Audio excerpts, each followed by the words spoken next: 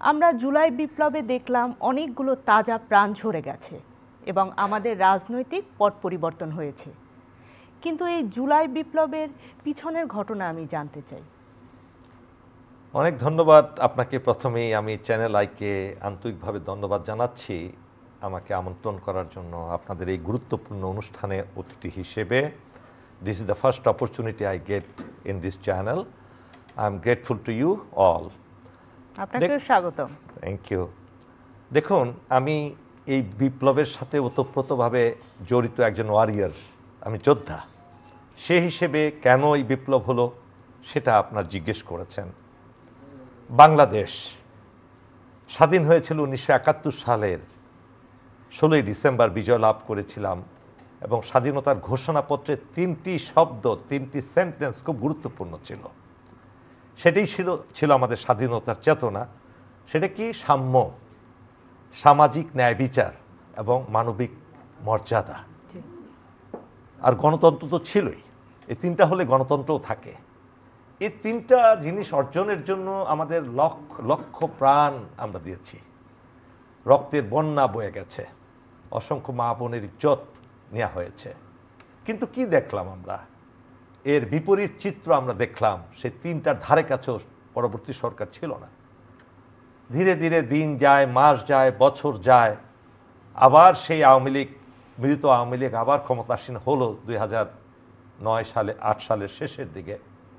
আসার পর তারা পরিকল্পিতভাবে প্রতিবেশী একটি দেশের সাথে একদম সংযুক্ত হয়ে স্বামী স্ত্রী, ভাই বোন ইত্যাদি সম্পর্ক স্থাপন করে এই দেশটাকে সম্পূর্ণরূপে প্রতিবেশী দেশের হাতে তুলে দেওয়ার সম্পূর্ণ ব্যবস্থা তারা করে ফেলল।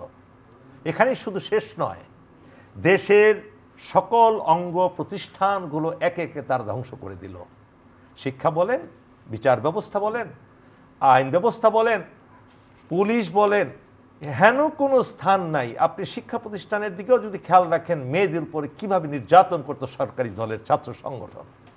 এরকম লক্ষ লক্ষ ঘটনা ঘটেছে। দেশটার অর্থনীতি চিরোত্তরে পঙ্গু করে দেওয়া হয়েছে। শুধু 5ই অগাস্টেই এদেশ থেকে যেটা $15 বিলিয়ন পাচার হয়েছে, শুধু 5 অগাস্টে সমস্ত ব্যাংক খালি করে দিয়ে। এই সমস্ত কারণে যখন আমরা দেশের নাগরিকেরা সম্পূর্ণরূপে বঞ্চিত, যেখানে দেশের মানুষের মেধার কোনো মূল্য ছিল না, রাজনৈতিকভাবে নিয়োগপ্রাপ্ত হয়েছে সর্বত্র, মেধাবী ছেলেগুলো তখন বঞ্চিত হতো। সেই মেধাবী ছেলেরা রাস্তায় নেমে গেল। তারা একটা ন্যায্য অধিকার নিয়ে নামছিল, কিন্তু সেটাকে তৎকালীন ফ্যাসিবাদী প্রধানমন্ত্রী কিন্তু কোনো গুরুত্ব না দিয়ে তাদেরকে রাস্তায় নামালো, তাদেরকে রক্তাক্ত করলো, হাজার হাজার প্রাণ নিল, জীবন নিল, হাজার হাজার মানুষকে পঙ্গু করলো। যে পঙ্গুত্ব বরণ করছে আজকে প্রায় 40,000 মানুষ। অসংখ্য পরিবার, লক্ষ লক্ষ পরিবার একেবারে মাটির সাথে মিশে গেছে।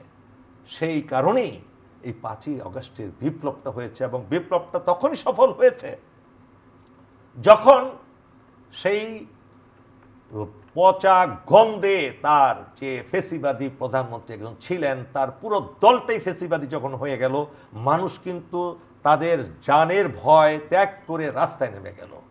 আপনি দেখেছেন, সে হাত তুলে মানুষ বুক পেতে দিয়েছে। বিশ্বে কিন্তু এই ধরনের দ্বিতীয় ঘটনা নেই। এই ফাঁসিবাদী হাসিনা বাধ্য হলো তার দলের সকল লেসপেন্সারকে রেখে সে দৌড়ে পালিয়ে গেল দেশ থেকে।